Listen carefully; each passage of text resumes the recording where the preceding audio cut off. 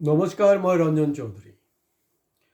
ৱৰ্ল্ডৰ আটাইতকৈ পাৱাৰফুল মানুহ আপোনালোকে নিশ্চয় সবেই জানে, বিশ্বগুৰু আমাৰ নৰেন্দ্ৰ মোদী ডাঙৰীয়া, যিজনে নাকি ইতিমধ্যে ৰাছিয়া ইউক্ৰেইনৰ যুদ্ধ বন্ধ কৰিছে দাবী কৰা মতে।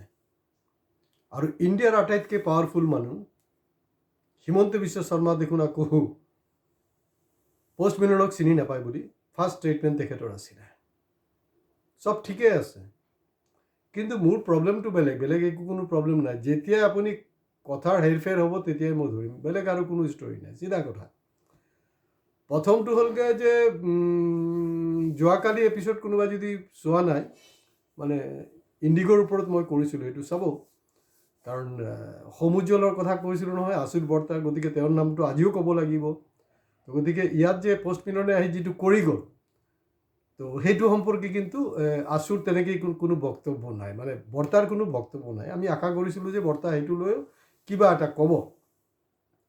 এতিয়া মূল চুটিকৈ কথাটো সেইটোৱে যে তেওঁ চিনি নাপায়, কিন্তু চিনি নোপোৱাৰ ঠিক পিছ মুহূৰ্তৰ পৰা, কাৰণ তেওঁতো পটককৈ ইউটাৰ্ণ কৰি দিয়ে ন, পটককৈ ইউটাৰ্ণ কৰি দিয়ে। এই তাৰপিছত তেওঁ যিবিলাক ষ্টেটমেণ্টবিলাক আহি আছে, একচুৱেলি ইনডাইৰেক্টলি মানে এনকাৰেজ কৰি আছিলে যে এই প্ৰগ্ৰাম, এই ইভেণ্টছটো ছাকচেছফুল হোৱাৰ কাৰণে। আৰু দেখা গৈছে তেওঁ ঘূৰাই পকাই মানে প্ৰযোজকৰ ভূমিকা, প্ৰডিউচাৰৰ ভূমিকাহে পালন কৰিছে। আৰু এইটো ইতিমধ্যে জল পট সেইটো লৈ মই আৰু দীঘলীয়া ভিডিঅ' কৰিবলৈ নাই। প্ৰথমে চিনি নাপায়, তাৰপিছত এইটো হ'ল। তাৰপিছত কথাটো আহিলে যে এই চিনি নোপোৱাৰ লগে লগে মোৰ মনত পৰিছে 2023, অলপ মনত পেলাওকচোন, পাঠান চিনেমাত কাৰ আছিলে? শ্বাহৰুখ খানৰ। পাঠান চিনেমাক লৈ কোনে প্ৰতিবাদ কৰিছিলে? বজৰং দল বগেৰা যিবিলাক আছে তাহাঁতি কৰিছিলে।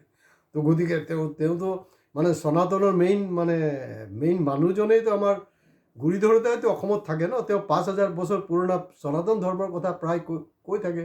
তেওঁ কুম্ভতো গৈ গা চা ধুইছে সপৰিয়ালে।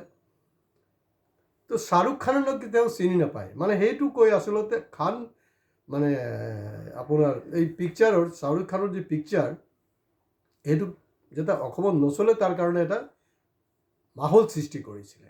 আৰু সেইটো ফিক্সিং। পিছত দেখা গ'ল যে এইটো ফিল্ম অসমত একদম বঢ়িয়াকৈ চলিলে, বঢ়িয়াকৈ বিজনেছ কৰিলে, বিন্দাছ দেখিলে চবে। আৰু বিজেপিৰ মানুহবিলাকতো বঢ়িয়াকৈ চালে, বাকী যি চবেই চালে। খানক লৈ খান কেলে নাম আছিলে, তাৰ বস্ত্ৰ লৈ কথা, বহুত কিবা কিবি এই চব কৰিলে, আল্টিমেটলি হিট। মই তেতিয়াই গম পাওঁ যে যেতিয়া পটককৈ মনত পৰিলে যে শ্বাহৰুখ খানৰ কথাটো কৈছিলে যে চিনি নাপাওঁ, আৰু পষ্ট মিলনকো ক'লে চিনি নাপাওঁ। ইয়াৰ অৰ্থটো হ'ল যে মানে এই ইভেণ্টছটো ছাকচেছফুল কৰিব। ঠিক আছে, গ'ল। এতিয়া শেষ কৰিব বিচাৰিছোঁ যে তেওঁ কৈছে যে অসমত পৰ্যটনৰ বৃদ্ধি হ'ব, ভাল কথা। তো মোৰ এটাই চিম্পুল কথা যে এই যে তেওঁ যে আহিলে, মানে আতিথ্যৰ মানে কোনো কমি নাই চৰকাৰৰ বা বাকী ব্যৱস্থাপনা, ইমান বঢ়িয়া যে তেওঁ মানে অসমৰ আতিথ্যক আপ্লুত হৈ 3-4 দিন নহয়, একদিন নহয়, এক ৰাতিও থকা নাই, চিধা ওলাই গ'ল তেওঁৰ পৰা। মালটো পালে, টকা পালে, হৈ গ'ল। আৰু বিজেপিক কাক বিলালে, কি কৰিলে মই নাজানো। সেইবিলাক মোৰ ক'বলৈ নাই, সেইবিলাক লাহে লাহে ওলাব, কাৰণ সেইটো লোক খুব উৎসাহ এটা আছিলে। তো জুবিন গাৰ্গৰ লৈতো বহুত ধৰণৰ সমালোচনা আছে, আৰু সেইটোক আপোনালোকে, কাৰণ চাওক, মই ইংলিছ বেছি ভালকৈ নাজানো, মূৰ্খ মানুহ, চিধা কথা দেই। মই এইবিলাক খুব বেছি ইংলিছ নাজানো, অসমতে ডাঙৰ দীঘল হৈছোঁ। কিবা ফাকিং কিবা কিবি যে কৈ দিলে, তো ফাকিংটোতো আমি সনাতন ধৰ্মত মানে খুব এইটো ভাল নজৰত নধৰোঁ। দ্য গ্ৰেট ফাকিং কি চেলিব্ৰিটি জুবিন গাৰ্গ স্যাৰ, খুব জুবিন গাৰ্গক পেপাৰত হেডলাইন দিছে, লাজ চৰম নাই চালা, যে খুব বোলে হেৰি হৈছে, মানে খুব প্ৰশংসা কৰিছে। এইটো কি হ'ল? ফাকিং আহি গ'ল ক'ৰ পৰা? ভাই ঠিক আছে, তোৰ হিম্মত আছে গৈ কাৰোবাক ছোৱালীক বা কাৰোবাক তোৰ নিজৰ মাইকীক বা বাহিৰে বেলেগ মহিলাক কওকচোন ফাকিং ৱাৰ্ড কি হ'ব অৱস্থাটো চাবি। তো গতিকে সেই বস্তুটো ৰাজহুৱা কৰিব লাগিব। আৰু আতিথ্য ইমান জবৰদস্ত আতিথ্য হ'ল যে একে ৰাতিৰ ভিতৰত পলাই গ'ল। তো গতিকে তেওঁ কি ৰেভিনিউ ইনকাম কৰিলে, কি ৰেভিনিউ জেনেৰেট হ'ল, এইটো ৰাজহুৱা কৰিব লাগে। আৰু দ্বিতীয় কথা, জুবিনৰ যিহেতু ন্যায়টো এতিয়া পোৱা নাই, 12 তাৰিখে একো পাবলৈ নাই। মই ইতিমধ্যে এপিছ'ড কৰিছোঁ ঘণ্টা SIT, আপোনালোকে চাই ল'ব। 12 তাৰিখো মই কৰিম, আগতো কৰিছোঁ, আপোনালোকে চাব। কোনোবাই যদি ঘণ্টা SIT বুলি চোৱা নাই সেইটো চাব। যোৱা 19 ছেপ্টেম্বৰৰ পৰা মই ধাৰাবাহিকভাৱে কৰি আছোঁ। এইটো কি সনাতনী সংস্কৃতি নেকি কওকচোন বাৰু? মিলনে তাৰ জোতাত দাৰু ভৰালে, চিধা কথা আৰু আমাৰ ভাষাত চুলাই, দেখি না বিদেশী নাজানো আৰু, চিধা দাৰু ভৰালে, খালে, খোৱাৰ পিছত এনেকৈ পিক পেলালেতো আপুনি ফাইন হৈ যায় ন। আমাৰ স্বচ্ছ ভাৰত অভিযানটো আপুনি যদি ক'ৰবাত পিক পেলায় ফাইন হৈ যাব আপোনাৰ।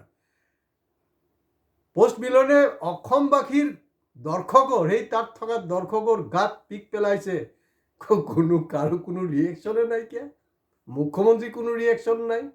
সেইটো বেলেগ কৰা হ'লে কি হ'লে হয় তাত? এইটোতো মাৰাত্মক কথা। তো গতিকে এনেকৈ আপুনি পৰ্যটনৰ কোনো ধৰণৰ উন্নয়ন কৰিব নোৱাৰিব। এইটো এটা অসম্ভৱ কথা হয়। ডেফিনেটলি আমি এটা মিক্সড কালচাৰ হেৰি কৰিম, কিন্তু এই ধৰণৰ মানে শংকৰ আজানৰ দেশত, ৰাজ্যত এই ধৰণৰ অপসংস্কৃতি কিন্তু কেতিয়াও গ্ৰহণযোগ্য নহয়। আৰু কেতিয়াও নক'ব আপোনালোকে 5000 বছৰ পুৰণা এই সনাতনী ধৰ্ম যদি এইবিলাক কথা আপোনালোকে প্ৰমোট কৰিছে নে ভাই? চিধা চিধি কথা। আপোনালোকে এডভান্টেজ 1 এডভান্টেজ 2 কৰিলে, ইনভেষ্টমেণ্ট কি হ'ল, পৰ্যটনৰ কি হ'ল, সেইটোৰ হিচাপ আপোনালোকে ৰাজহুৱা কৰক, সেইটোৰ হিচাপটো ৰাজহুৱা কৰা নাই। কিন্তু এইটো তেওঁ আৰু এটা কৈছে যে না কালি পেপাৰত নেকি গোটেই বিশ্ব পেপাৰত মানে আহি যাব, মানে গুৱাহাটীৰ নামটো আহি যাব। আৰে গুৱাহাটীৰ প্ৰভু, গুৱাহাটীৰ নাম চবেই জানেই, কাৰণ ৱৰ্ল্ডৰ আটাইতকৈ পাৱাৰফুল মানুহজন হ'লগৈ মোদী। আৰু দেশৰ আটাইতকৈ, ইণ্ডিয়াৰ আটাইতকৈ পাৱাৰফুল মানুহজন হ'লগৈ হেৰি। তো সেইটো নিউজ অলৰেডি পৃথিৱীত পাইছে আৰু তেওঁলোকে হাঁহিয়ে আছে। কোনোবাই মিচিককৈ হাঁহিছে, কোনোবাই একদম বিন্দাছ হাঁহি আছে। তো গতিকে এইবিলাক আপুনি জাষ্টিফিকেশ্যন নিদিব।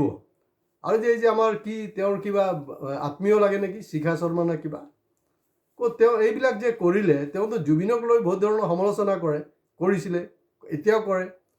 তো সেইবিলাক লৈ কোনো হেৰি কৰা নাই। পাপন ক'ত আছে আজি? বাকী যে আমাৰ সংস্কৃতি প্ৰেমী যিবিলাক আছে তেওঁলোকে ক'ত আছে? তেওঁলোকে এটা মাত মতা নাই কেনে? সমুজ্জলৈ কেনে মাত মতা নাই? কথাবিলাক বৰ বেয়া হৈ আছে, কথাবিলাক বহুত বেয়া হৈ আছে। গতিকে হিমন্ত বিশ্ব শৰ্মাৰ ৰাজত্বত অসম কিন্তু অধঃপতনৰ পৰা অধঃপতনত যাব। কাৰণ এই ধৰণে আপোনাৰ এই 1200 টকীয়া আপোনাৰ এই চেক বিতৰণ হ'ব বাইদেউ ভণ্টিসকলক, আৰু লগে লগে অসমৰ সংস্কৃতিক বৰবাদ কৰি দিয়া যি কৰিব লাগে তাৰ আয়োজন কৰিলে। আৰু মইতো ইতিমধ্যে কৈছোঁৱে যে যিকেইজন তাত উপভোগ কৰিবলৈ গৈছিলে তেওঁলোক কেতিয়াও জুবিনৰ অনুৰাগী হ'বই নোৱাৰে। আজি ইয়াতে শেষ কৰিছোঁ। ভিডিঅ' ভাল লাগিলে শ্বেয়াৰ কৰিব। আৰু মুখ্যমন্ত্ৰী ডাঙৰীয়া, আপুনি আৰু জিন্দগীত নক'ব যে মই ৰঞ্জন চৌধুৰীক চিনি নাপাওঁ। এতিয়াতো আপুনি চিনি পালে ৰঞ্জন চৌধুৰী কোন হয়, হিলাই দিব। আপুনি শ্বাহৰুখ খানক কৈছিলে, পাঠান পিকচাৰৰ শ্বাহৰুখ খানক মই চিনি নাপাওঁ।